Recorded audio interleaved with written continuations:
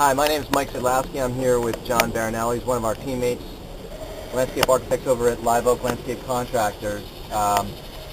We're continuing our series on this project that we're doing. I misspoke last video. Apparently this is Scotch Plains, not Westfield. Is that right, John? Right. It's okay, though. We're within a couple streets of Very close to Westfield, yeah. New Jersey. So we were here last Wednesday or Thursday, and I think we had the footing poured for this particular project. We had the footing, and so you can see the steps are now coming out. The area is set up for this patio, and this was a formal design. Is that correct? Yep, it is based off formal. Okay. So I see where the wheelbarrows are. The guys aren't here yet this morning, but I see where the wheelbarrows are. This area is designed for a hot tub. Yeah, this right here is a jacuzzi, and you're going to have a couple feet walls surrounding it, and then we're going to, this patio is all bluestone, wet laid, which is why we have the concrete base, and then over here, we're going to do a fabric and dry laid material, so they're going to look really good together. Nice. So, John, these symbols right here, those are ornamental small trees, and they're going to flank each four sides of the patio, so that when you're in here entertaining or hanging out eating, you're going to feel sort of nestled in with these trees, and the color and the spring, they're going to grow in real well. And I made reference last week to the fact that this drawing was sort of still loose, and I don't think you kind of took exception to that because it was hard lined in, but what I kind of meant was there's a lot of flexibility in the design build process. Do we have these trees selected yet? No, actually we don't.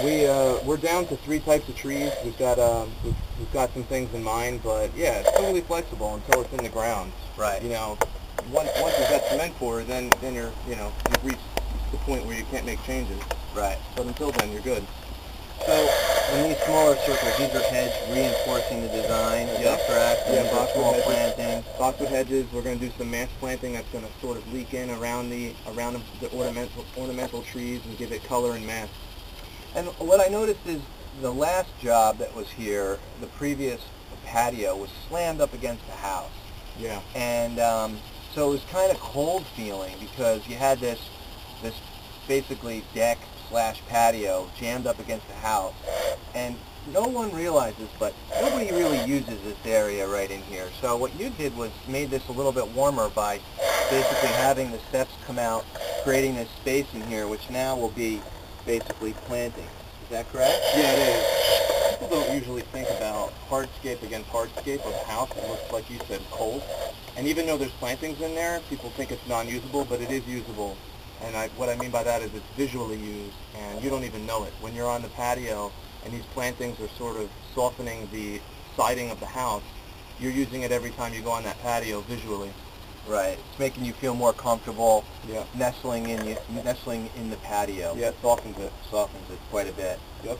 Excellent. So we're making great progress, but I also heard that there's some news that we recently, and we spoke about this last week, that they're considering a pool. Yeah. So last week's drawing, we had a complementary patio to this one over here.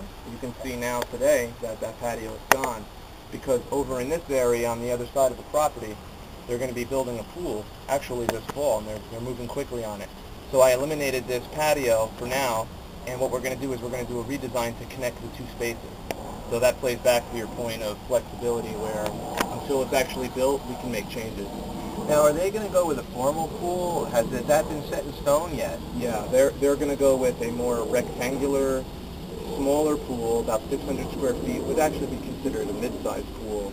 And it is going to be formal. It's going to be dark colored. It's going to feel like a reflecting pond, but it'll also be usable. Awesome.